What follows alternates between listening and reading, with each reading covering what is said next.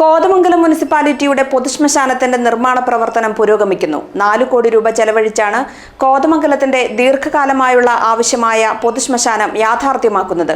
ഈ മാസം അവസാനം ഔപചാരികമായ നിർമ്മാണോദ്ഘാടനം നടത്തും.